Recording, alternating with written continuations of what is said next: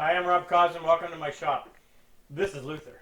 Howdy. And we are here doing a impromptu workshop on drawer making. Now, I named this video the board stretcher, and that was always the joke around the shop. The new guy was always sent to find the board stretcher whenever he cut something too short. But I think we actually came up with a solution. That's why I wanted to do a YouTube on this and share it with you. So we're kind of halfway through, so I'm going to have to catch up on it a little bit. So if you come over here for a second, this is just some small cabinets that I used to make as props when we would do the drawer making workshop. And the idea is to get the fit that does not have any side-to-side slop whatsoever, only seasonal slop top to bottom as the wood expands and contracts. So the secret to this, and this is something I learned from Alan Peters, was that, I'll go over here, come over to Luther's stand. Which is this the back up here? It's back. This is number 2? No. Here you go. No, give me the one for that.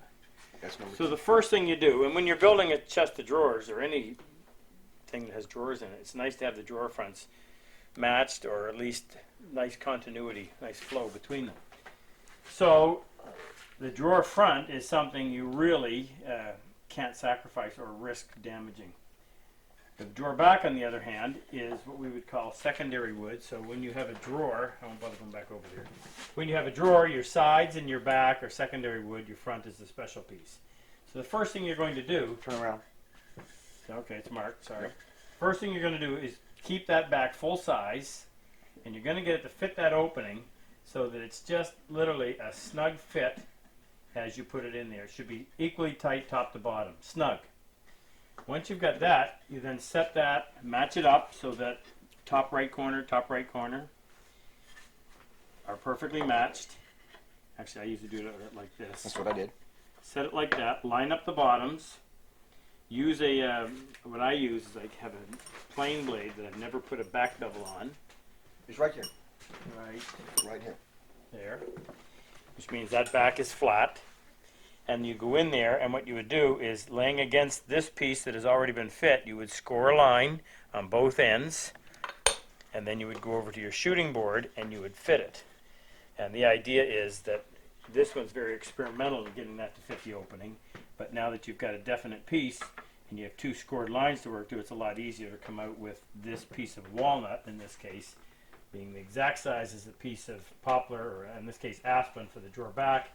And then you end up with perfectly matched components. All right, now come back over here. So when you build your drawer, you set your marking gauge to be a little less than the thickness of the drawer side. So when you assemble and everything is glued up, the drawer side, as you can see, is a little bit proud of the ends of the pins on the back, and of course the same amount up here, a little bit proud of the ends of the tail of the pins on the drawer front. And then as you go in there and start to plane this, as soon as you get to the pins, both front and back, you stop, and that should be very close to the perfect fit, and it's a few more swipes of the plane and you get that perfect fit, where you do not have any detectable side-to-side slop. Well, in the process of teaching it, there was a little miscommunication, and what happened is the front was done properly, but the back wasn't, and as a result, the back now, the drawer was going to be narrower in the back than it was in the front. And Luther was quite upset about it. He's worked a couple of days on it, and I could tell, now we got to fix this problem. So, as I was just about to fall asleep last night, I came up with an idea of how we could stretch this board. So what we did is we mounted this this way, and then we made a little jig out of a couple pieces of pine and glued it together so that that's I think that angle is 15 degrees, can't quite remember. Clamp that in place. Now, because actually I'm going to move it up here a little bit, because that was clamped like that, and I was using my my full-size tenon saw, as we started to saw, with the blade literally fell right down into place, it gave us some really good registration. We were able to follow this side of the jig until we got down in there far enough that the kerf itself would hold the blade still. Now, we ran the risk of it tearing out in here, so we took a piece of, great, Johnny on the spot. There you go.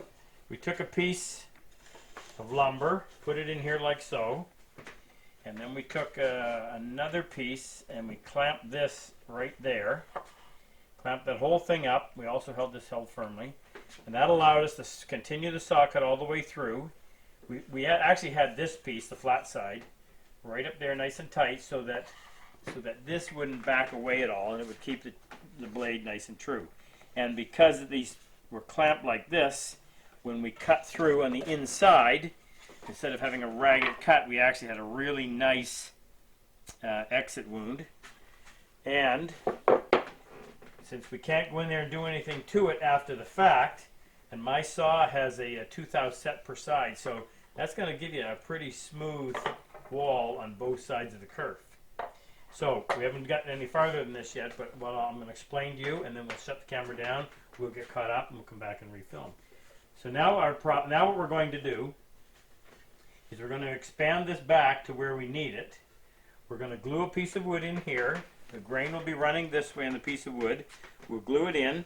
Because of how acute that angle is, that scarf joint is what it is, would pretty much be long grain to long grain glue surface. So this piece should end up as strong as the wood would be itself. If we needed to, we can reinforce with some dowels. I don't think we need to. So we'll go ahead, we'll get the perfect size piece to go in there. Then after it's done, we'll clean it up inside and out and along the top, and we may glue, pardon me, this is the top, that's the underside. We'll glue a little strip on here that will hide this scarf joint. We have a little bit of room there, and it'll work. It should work out perfect. Shouldn't be able to see it other than just be a line up in here, but it should be nice and clean, and it'll put this back to being exactly where we want it. Had we gone ahead and processed it without doing this, by the time we cleaned up this end, we would have had a very loose fit at the back and the snug fit at the front. Drawer was out of square. Just wasn't going to work. So the attempt is, can we salvage this and bring it back to where we want it? So give me a minute to process some wood to go in here. Oh yeah, right, yep. So here's what we did. We just took a piece of walnut and we clamped on a couple of spacers. So we got the perfect length of the drawer front. So the drawer front is sized properly. The drawer back is sized properly as well. What we ended up doing, or what the mistake he made, is that by setting his marking gauge, these ended up proud of the side instead of the side ending up proud of these. Yeah, I just set it like a normal through dovetail instead of backing it off a little bit. So what we'll do is we'll bring this over, register right on the ends. You got to move back to keep it off the pins that are protruding. Got to move back. Just closer past to me. Just past the pins because the pins are protruding. All right. We want to be registered on the pins. Oh, okay. All right, my fault. We want to be right. That's right too. We want to be registered on the pins because they've. No, that's not true. That's not true. Yep. So what we need to do. Don't you want to just bring it just past the pins, and that way it'll move open to that side. Actually, you know what? Got to think about this for a second. Shut down for a second. Give us time to process this, and then we'll come back. Okay, this video is coming at you raw, so hope you don't mind. So let me explain how we figured this out, and we're literally trying to do this on camera. What we've lost right now is we have lost a gauge at the back. Under normal circumstances, we would just go ahead and start planing this up after the glue is dried. And as I mentioned, once you've taken enough off of the side that you're touching the ends of the pins, both on the front and the ends of the pins on the back, that is very close to the actual fit in the box or in the drawer, in the cabinet carcass. What we've lost is that over here because the pins are now proud of the side. So I think the best idea is to come in, plane this flush, take it right down until these are where they need to be. In other words, the side is brought down to the ends of the pins, and just continue the pass so that the back is finished off. These are proud, so there's no gauge there left. What we then will have left is a nice finished side, and on the other, a nice finished side. Now that means that the front should be sized properly. The back, we don't know. Then we'll reference this little jig somehow off of the 2 finished sides, get it set exactly. We'll bring it over here. We will reference it back here, spread this so that these finished sides come out to be the exact same length or width as out here, up here. Go ahead, fill in our gap, glue this whole thing together, and that should get us very close to having that fit perfectly. So what we need to do right now is we'll just show you a little bit of it. We'll set up the holding jig that we have to get this planed, and then while he's doing that, I'll go ahead and cut the piece that we need to fit in there, and that's going to be a little bit, actually, you know what, we can't do that until we actually have this done. Then we know exactly what size we need. So we'll shut the camera down again, we'll get set up, and then we'll turn it back on briefly. Okay, so here's how we handle planing drawers. Nice big thick board. You don't have to have it nice and pretty like that, but it helps. So it's well supported, it's nice and flat. Now normally we would just be planing this front to back, but I've got to get rid of these high pins, and you never want to plane on them like this, because in the process of doing that, it's going to keep this part of the plane up, and you're going to introduce a taper to the to this board you're planing. So I'm going to come in with a block plane first and knock these down.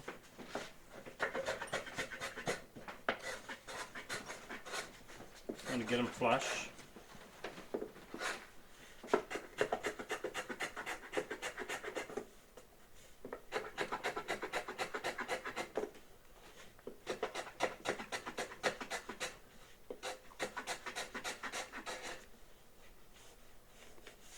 Okay, now we can turn this around, just because being right-handed, I want to plane this way. Probably should have moved those over just a little bit so I don't run into them. But I'll at least show you this, then we'll do the rest of it off camera. So get rid of all this stuff that might otherwise hold your plane up. We want to do as good a job as possible of reducing this in thickness by keeping it uniform all the way across. Now, check my projection. We'll eliminate any plane tracks, prevent them actually. Retract that blade, and then start planing. And then while I'm planing, I'm going to start advancing the blade. First bit of shaving is showing up in the middle. And then we'll go, oh, and we got a bump right here too. Get rid of that. That's just where a bit of the fiber popped up when we were assembling.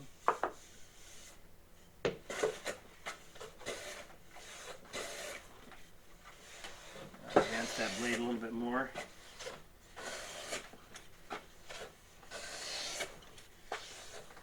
And you got to get into the habit of taking a uniform amount of material off. So I should be able to do this in 3 passes. This one, part of the blade is hanging over the edge. Find your overlap mark. Send one down the middle, and then out here.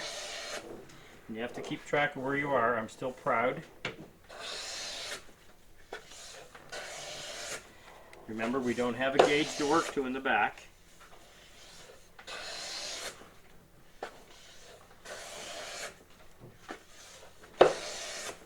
Are you in danger of blowing out the pins at all? Well, slightly. That's why I'm not taking a really heavy pass.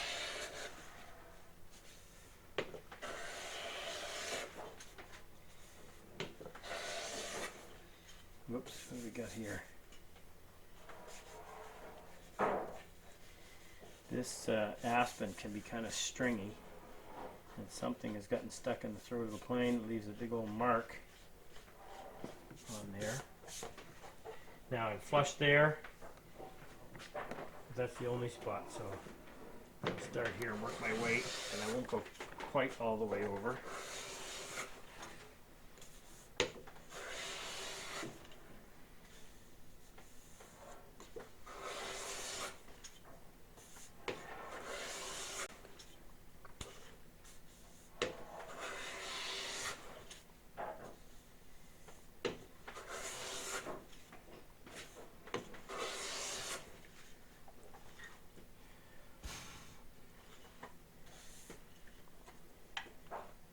flex just reduces the friction, so your effort is spent pushing the blade through the wood instead of pushing the plane over the wood.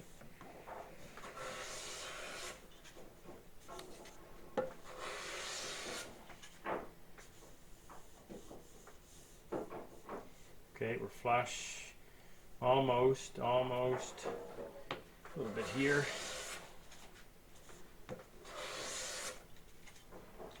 Wow, I don't know where that keeps. It must be pulling a piece of shaving off. That's what's happening. It's pulling a little piece of fiber off here, gets stuck in the bottom, and leaves that mark.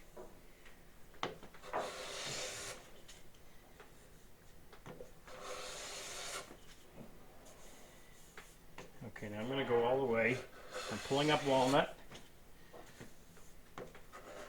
Pulling up walnut, in case you don't know what I mean. If you were to unfold that,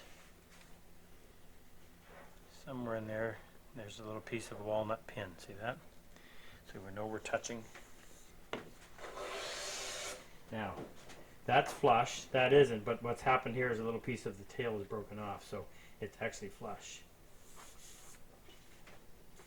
Now I'm going to pull my blade in even more. And just a little bit of a plane track right there we want to get rid of. Okay. Alright, now we're going to go ahead. I'll let Luther do the other side. And then we'll go to work on our solution for board stretchers. Okay. Show you where we are with this. So we've got our little spacer here. Both sides have been flushed off. Don't know if they fit yet, but they should be close. So this is the exact measurement across the width, or across the length at the front. So we're going to turn this over. We're going to put that essentially in the same spot. Now we got a little bit of an issue, a little bit of twist in here, so we've got to take that out. So the next thing to do, I took a couple pieces of aspen, planed off the end. Which one did we do first? This one? Yeah. So we'll hold that in position and clamp it to the drawer back.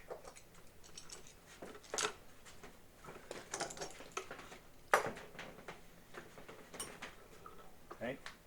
Then we'll take this one and I'm going to push. Oh, I had those a little closer for a reason. Now you've got to, okay. I can pull it back. This one over here. No, it's okay. I can do it. I can reach. What I'm doing is simply pushing against this one, which is pushing the back out to bring it up tight to our gauge. Okay, I gotta get it flush.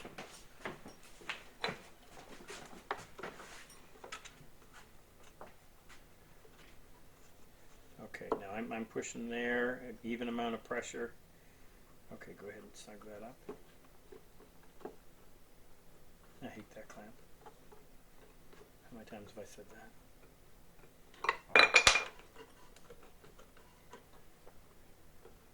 Just now make sure those are snug.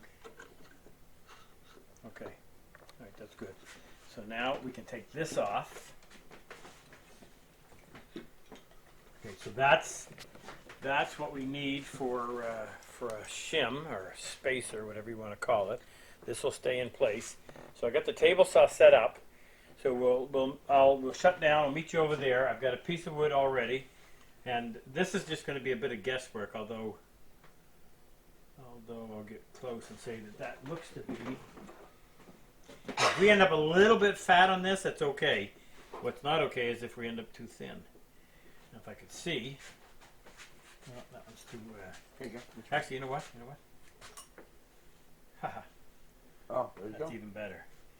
So that would be, I think, the perfect thickness. Put a caliper on it if you really wanted to know. No, I'm going to use that as a gauge. I'll take that right over to the table saw. All right, I'll meet you over the table saw in a second. Okay, we figured that we need about 3 inches in width, a little less. So I put my, oh, lovely. I put my auxiliary fence on here.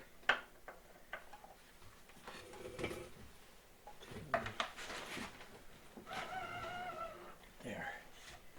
And I'll move this over. Now, actually, you know what I should do?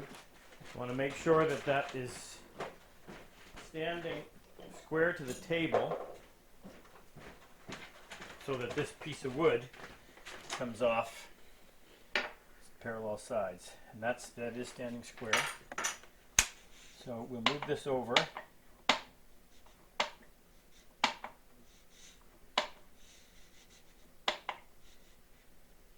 You just trying to just feel the touch of resistance, or what? Yeah.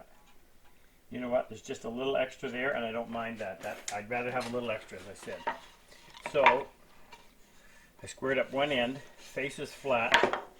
I should be able to make that pass all the way through, and then cut it off afterward.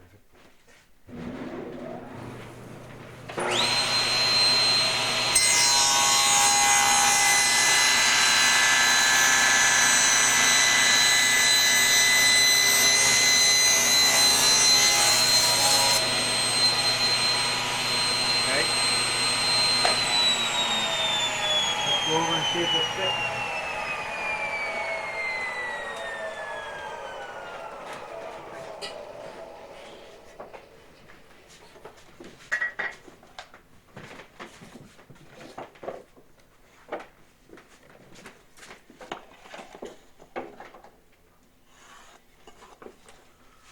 Take that monster, would you? Thank you.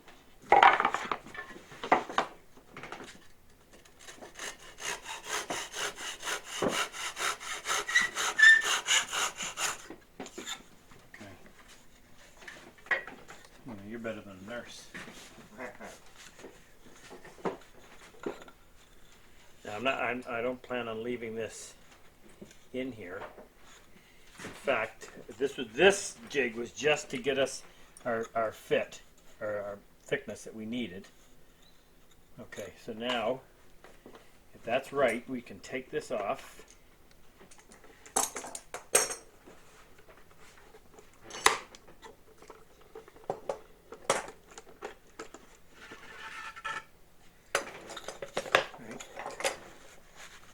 Piece will fit in there just like that.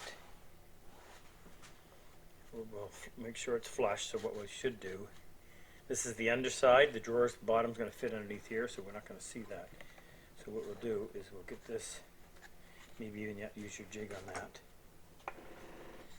Now we've got to make sure, we have to make sure that this plane and this plane remain the same, or else we're going to lose what we're trying to gain here. So we really should jig that up somehow. Do you understand what I mean? Yeah, absolutely. I was trying to think. Is pull the thing through and have another flat piece on top, maybe? Don't know. Got to think about that for a second. Give me a minute, please. Okay, here's what we got. We're going to use MCP, which is melamine covered panel, because the glue won't stick to it. So I cut this piece, nice straight edge. So we're going to go in here, and we're going to clamp this. Luther, you want to grab that? We'll clamp that so that that notch that I allowed for the shim to come out is going to be just. Oh, this one. Yeah, tell me when you're ready. Okay. So this is flush. This is flush, and that point of that little notch is right there, so it'll give good support when we glue it. This one right here. Okay. Now, what we need to do is pull that apart, glue that, put that into position, and then we'll clamp out here, and this will flush up the joint this way. And then we'll come in with a second piece of melamine, and we'll clamp right along here, and that'll act as a caul, and we'll clamp in 3 spots, and that should give us the pressure we need to keep this thing together. So I think we are ready. Put some glue on this, and I'll really saturate this so we have really good.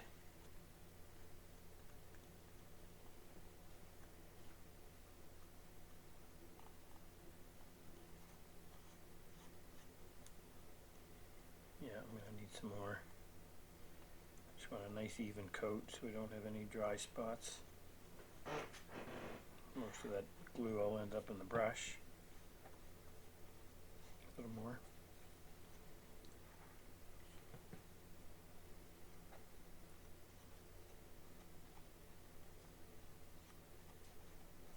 A little more.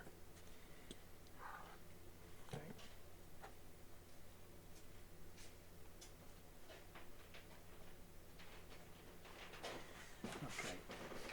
Now, if you can pull that apart, just enough to now allow me to slide this in.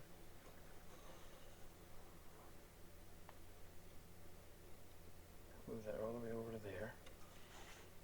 Okay, now let that close.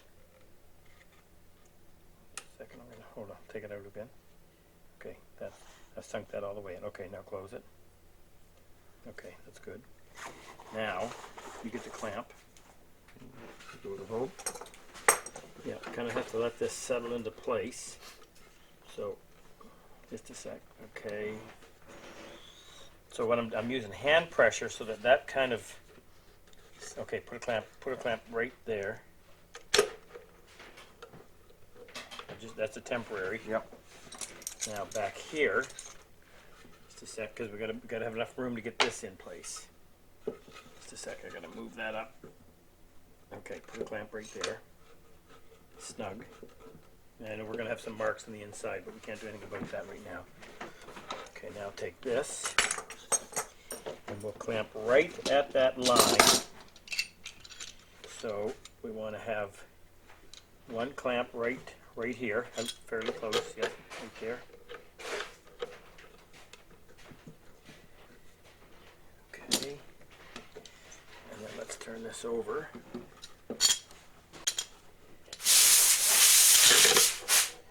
Right there.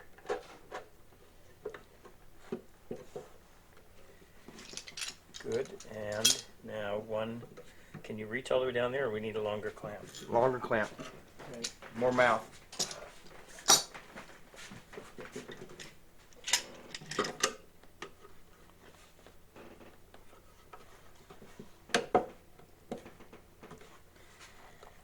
Okay. Now. Almost time. Okay. Almost time. Okay. We'll save the last little bit of time we have to show you the end result. Just want to check this real quick. So that's 14 3/8, and this reads. That reads 14 and a strong 3/8, which is exactly what we want. Okay, we'll show you the final result. Okay, we've got everything off. Clamps are off. Now, just a little more blade exposed.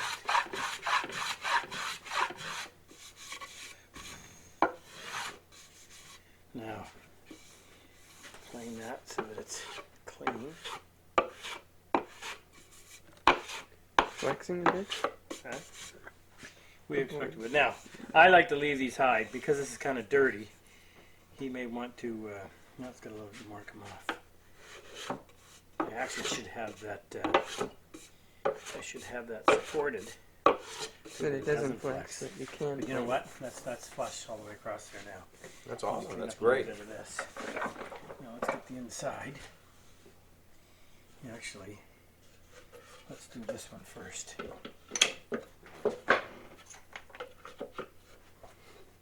So this is the top. What we're going to do here is we are going to we're going to glue a little piece in. We'll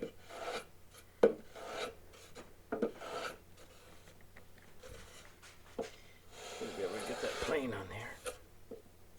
What you're looking at there is a pen mark, not a gap. Right. That looks nice and neat. Hardly noticeable. Take the pressure off, please.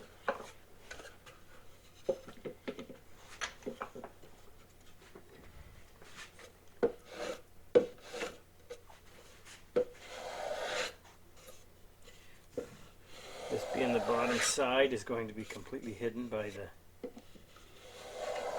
drawer bottom that will slide underneath it. So for that reason, I'm not going to take any more off of there because I don't want to create a dip. Okay, there, we'll pressure off that. Now, how best to do this? I wonder if I can take that off with my Lutheran chisel. How, Fitting. yep. You're gonna have to take it off. Or you can shoot it the other way. Oh, shoot. Cutting into that piece. Must be a little bit of a ridge there.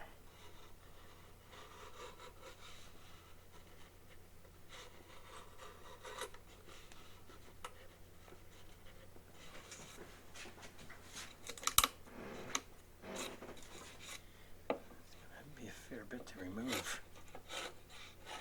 Now, I don't want to blow it out this way, so come in this way.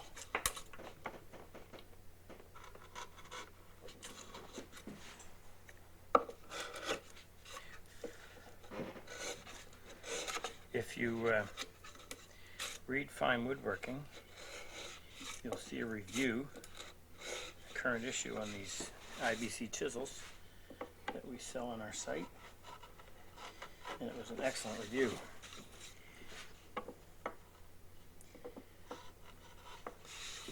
Now, I made a mess, so I've got to recover. Grain direction, I think, should be this way.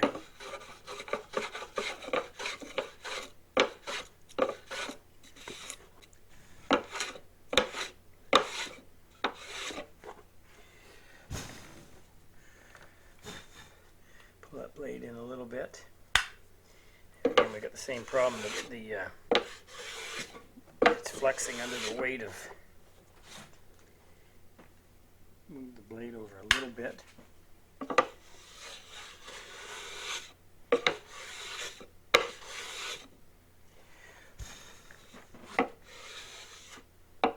Okay, let's see if we can fix that. You want to lift that and take that pressure off. Put that right under there. Lift this up. Hold on a second. Lift that. Okay, now go there. Now get in here. I'm going to put a piece of something right in here so I don't slam.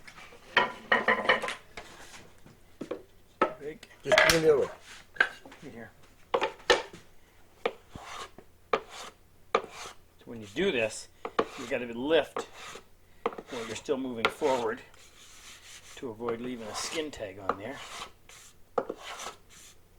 like I just did.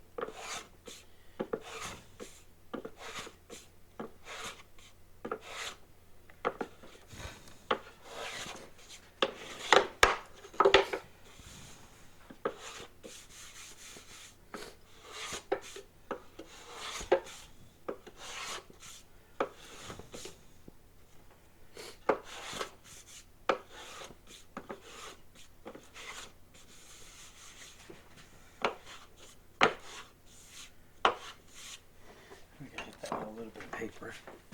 Okay, we'll open that up. Now, this is the bottom.